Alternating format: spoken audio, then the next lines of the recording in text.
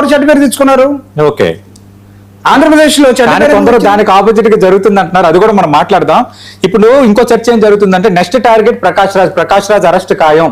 ప్రకాష్ రాజ్ వెనక వైసీపీ ఉంది, YCP direction లోనే ప్రకాష్ రాజ్ ప్రతి అంశాన్ని మాట్లాడుతున్నాడు. ఈ విమర్శకు మీ సమాధానం ఏంటి? Sir, Prakash Raj a perfect democratic person నా ఉద్దేశంలో. ఎందుకంటే ప్రజాస్వామ్యాన్ని, రాజ్యాంగ విలువల్ని ప్రతి అనునిత్యం గుర్తు చేస్తూ మనుషులు ఉన్నటువంటి ఈ దేశంలో ఒక మనిషి ఇంకొక మనిషిని హింసిస్తే, ఒక మనిషి ఇంకొక మనిషి హక్కుల్ని కాలు రాస్తే మాట్లాడకుండా నోరు మూసుకొని ఉండాల్సిన అవసరం లేదు. సినిమా యాక్టర్లు అయినా సరే నాకు ప్రశ్నించే అలవాటు ఉందని సమాజంలో ఒక ప్రశ్న అనే పదంతో గొంతెత్తి వెలుగుతున్నటువంటి ఒక cinema hero or actor Prakash Raj. I appreciate. Okay, మరి అదే ప్రకాష్ రాజ్ కి కేవలం బీజేపీ పవన్ కళ్యాణ్ కనిపిస్తారు, ఇది విమర్శ. ప్రభుత్వాల హయాంలో జరిగిన హక్కుల అనడం కనిపించదా? అడుగుతుంది. ప్రకాష్ రాజ్ ని నేనేం భావిస్తానంటే కొన్ని సందర్భాల్లో వాయిస్ ఆఫ్ వాయిస్లెస్. ఓకే, ఎవడో మాట్లాడకుండా ఇలాగా చాలా మంది యాక్టర్స్ ఉన్నారు, చాలా మంది రాజకీయ నాయకులు ఉన్నారు. రాజకీయ నాయకులు ఆ పార్టీ వాడి మీద ఈ పార్టీ వాడి మీద కాదు, నిజమైనటువంటి జగన్మోహన్ రెడ్డి గారి లాగా మానవ హక్కుల ఉల్లంఘన ఒక మనిషిని పోలీస్ స్టేషన్ లో చంపేస్తే ఆ రోజు ప్రతిపక్ష నాయకుడుగా మాత్రమే కాకుండా ఒక హ్యూమన్ రైట్స్ కోసం పనిచేసే పోటీపడి లేకపోతే బ్రతికించే వ్యక్తిగా జగన్మోహన్ రెడ్డిని నేను తీసుకుంటాను. అట్లనే ప్రకాష్ రాజును కూడా ఎవరు మాట్లాడకుండా సైలెన్స్ ఉండి వేరే సమాజం ఒకవైపు నెట్టుకుపోతున్న క్రమంలో ఎస్ అది కాదు అని వేరే ఆలోచన చేసినటువంటి వ్యక్తిగా గౌరవించాలి. అలాంటి వాళ్ళని వైఎస్ఆర్ కాంగ్రెస్ పార్టీ వెనక ఆయనకుందనో, మా వెనకాల ఆయన ఉన్నాడనో, మా వెనకాల ఆయన మమ్మల్ని కూడా విమర్శిస్తాడు. ఆయన మమ్మల్ని విమర్శించి ప్రకాష్ రాజ్ ఏం మాట్లాడినా అది కరెక్టే, ఏం ప్రశ్నించినా అది కరెక్టే. వైఎస్ఆర్ కాంగ్రెస్ పార్టీ నేను ఎంతవరకు చూస్తానంటే ఆయన ఈ హ్యుమానిటీ పాయింట్ ఆఫ్ వ్యూలో, ప్రజాస్వామిక హక్కుల పాయింట్ ఆఫ్ వ్యూలో మాట్లాడితే దాన్ని గౌరవిస్తాం, స్వీకరిస్తాం. సో బియాండ్ లిమిట్స్ ఎక్కడైనా ఏమైనా మాట్లాడితే ఎందుకు మాట్లాడారో అనుకుంటాం. ఓకే, అంతే. ఆయన ఇప్పుడు కేంద్ర ప్రభుత్వం పైన, బీజేపీ పైన కూడా హక్కుల కోసమే చాలా సందర్భాలు మాట్లాడుతున్నారు. వైఎస్ఆర్ కాంగ్రెస్ పార్టీ బీజేపీ మీద అంతలో మాట్లాడితే ఆయన ఎప్పుడు బీజేపీ వాళ్ళు అరెస్ట్ చేయలేదే. ఆయన మీద ఉప యాక్ట్ ఏమైనా పెట్టారా? ఓకే, అరెస్ట్ చేస్తేనే దేశద్రోహం కేసు ఏమైనా పెట్టారా? అరెస్ట్ చేస్తే తీవ్రతున్నట్టు పెట్టబోతున్నారు అంటున్నారు. నేను అందుకు అడుగుతున్నా టాపిక్ లో. పెట్టినప్పుడు చూద్దాం, అతని శక్తి ఏంటో చూపిస్తాడు. ఓకే, అంటే నెక్స్ట్ అరెస్ట్ ప్రకాష్ రాజ్ అని 2 రోజుల నుంచి విపరీతంగా మనం ఇండివిజువల్లోకి ఎందుకు వెళ్ళాలి? మనం ఫోర్కాస్టింగ్ లోకి వెళ్ళి ప్రకాష్ రాజును కూడా బీజేపీ అట్లా అనుకుంటే బీజేపీ అనట్లేదు sir. Gauri Lankesh next arrest Prakash Raj అంటున్నారు. ఎవరు చేయబోతారు? బయట అంటే ఇక్కడైనా జరగచ్చు, ఆంధ్రప్రదేశ్ లోనే జరగచ్చు. అంటే నాకు తెలిసి ప్రకాష్ రాజ్ మాటల్ని దాన్ని ఏదో దేశద్రోహం కింద తీసుకొని అతన్ని కూడా అరెస్ట్ చేసి అంత అమాయకత్వం కూటమి ప్రభుత్వం ఉంటుందా అని అయితే నాకైతే క్వశ్చన్. రైట్, ఒకేసారి అంతమందిని శత్రువులను కూడా చేసుకుంటారా?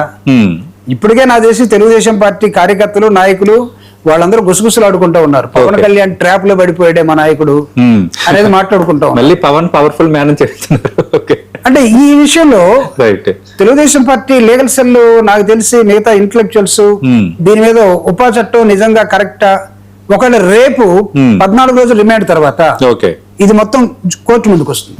అవును, మీరు పెట్టినటువంటి కేసు అతను మాట్లాడినటువంటి ఒకవేళ ఆ చట్ట పరిధిలోకి వస్తుందా రాదా అని కోర్టు కొట్టేసింది అనుకో, ఇల్యూజన్ అనుకుందాం. అప్పుడు ఏమవుతుంది? What would be the fate of the Telugu Desam party and senior? Right, అదే మీరు క్వశ్చన్ చేయడం తప్పలేదు. ఖచ్చితంగా అప్పుడు మన కోర్టు తీర్పుకి బైండ్ అయి ఉండాలి. ఇది కదా పాజిటివ్ యాంగిల్ లో తీసుకోవాల్సింది. మాకేంటి, మేము ఒక మనిషి, ఒక పౌరుడు వాడి హక్కుల్ని రక్షించే క్రమంలో అంతకుముందు వేరే వాళ్ళు చెప్పినట్టుగా మమ్మల్ని తిట్టినా సరే we express our tolerance according to the Indian constitution. ప్రతిపక్ష పార్టీ కూడా మాట్లాడాలి, వాడు మాట్లాడే దానిలో ఏముందో ఎత్తుక్కొని ఇంకా దాన్ని మనం రంగరించి ఏమైనా చేయొచ్చు అని ఎత్తుకుతాం మేము. లేదు మాకు అసలు నెగటివ్ టోనే అవసరం లేదు, వాడిని కొట్టండి, చంపండి, వాడి జైల్లో పడేయండి, వాడి మీద దేశద్రోహం కేసు పెట్టండి అనుకుంటే this your botheration. Why should I bother? మేమెందుకు బాధపడాలి?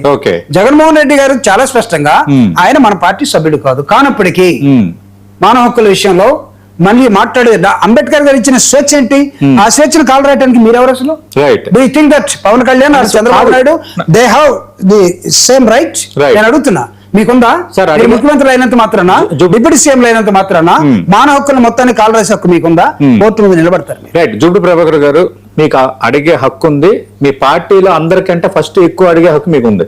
ఎందుకంటే మీరు కూడా హక్కుల నేతగా పనిచేశారు. చాలా సమాజంలో సామాజిక అంశాల పరంగా హక్కుల కోసం మీరు నిలబడ్డారు. మీకు అడిగే హక్కు ఉంది. నేను దాన్ని అసలు ఆ విషయంలో నాకు రెండో అభిప్రాయమే లేదు. అంటే ఇప్పుడు స్వేచ్ఛ అంటున్నారు కదా, ఆ స్వేచ్ఛ అంటే ఏదైనా మాట్లాడచ్చు అన్న స్వేచ్ఛ. ఇప్పుడు ప్రశ్నారావణ విషయంలో పాత వీడియోలు అంతా అదే కదా రచ్చ.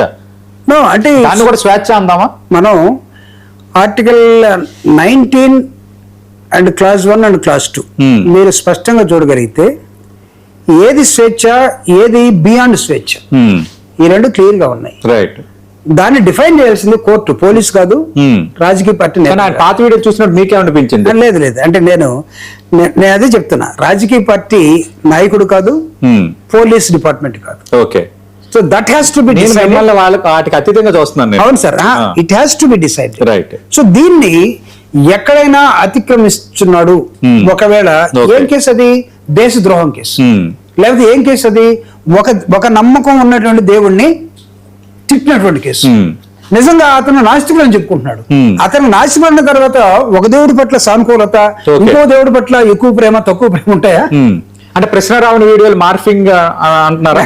నన్ను అడిగితే ఈ హిమ్సెల్ఫ్ ఒక వీడియోలో నేను చూశాను, ఐఎమ్ ఎథిస్ట్ అన్నాడు అతను.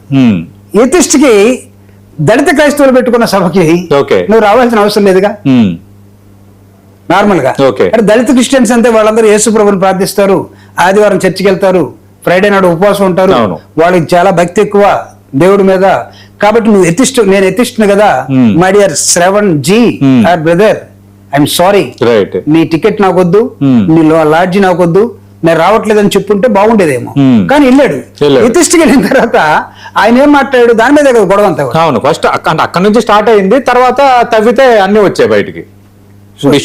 ఇవన్నీ తిరిగి మేము మానవ హక్కుల కోసం మేము మాట్లాడి అందరూ మన వాళ్లే కదా మేము అనుకుంటే అంతా తీసుకొచ్చేసి మమ్మల్ని ఇది వాడనక ఈడున్నాడు, లేదా వాడికి అది కొని ఇచ్చాడు, ఏమన్నా చాక్లెట్ లేదు మా కొని లేడు జగన్మోహన్ రెడ్డి గారు. వైఎస్ఆర్ కాంగ్రెస్ పార్టీలో చాలా మంది కార్యకర్తలు వాళ్ళ జీవితాలను పెట్టి, వాళ్ళ ఆస్తులను పెట్టి 2009 నుంచి ఇప్పుడు దాకా రోడ్ల మీద ఉండి పార్టీని రక్షిస్తున్నటువంటి చాలా మంది కార్యకర్తలు. అదిగో దానిలో అక్కడ ఉన్నటువంటి శివ ఉన్నాడు, మణి ఉన్నాడు, తర్వాత నిరంజన్ అక్కడ కనపడుతూ ఉన్నారు. వీళ్ళందరూ ఇలాంటి జనం ఉన్నప్పుడు మాకు ఆయన చేసే సహాయం ఏదో పార్టీ తరఫున మేము చేసే సహాయం ఏదో పార్టీ చేసుకుంటాం. కానీ ఎవడో అద్దింటోళ్ళు తీసుకొచ్చి వాడిని తిట్టు ఈయన తిట్టు, ఎప్పుడైనా వైఎస్ఆర్ కాంగ్రెస్ పార్టీకి ఆ అలవాటు ఉంది అసలు? ఒకవేళ అలా ఉన్నట్టయితే జగన్మోహన్ రెడ్డి గారు కాంగ్రెస్ పార్టీని వీడిన తర్వాత జైలుకి ఎందుకు వెళ్తాడు సార్? మేము 10 మందిని పట్టుకొని మేము మేనేజ్ చేసుకుని. ప్రకాష్ రాజ్ వెనక వైసీపీ ఉంది, జడా శ్రావణ్ వెనక వైసీపీ ఉంది. ఒకప్పుడు వైసీపీని విపరీతంగా వైఎస్ జగన్మోహన్ రెడ్డిని వ్యక్తిగతంగా దూషించిన జడా శ్రావణ్ ఇప్పుడు వైఎస్ఆర్ కాంగ్రెస్ పార్టీ చేతిలో మనిషి. ఇవి అంటే సోషల్ మీడియా అంశాల్లో ఏమో కానీ ప్రకాష్ రాజ్ గారి అంశంలో ఆయన is beyond all our political parties అండి.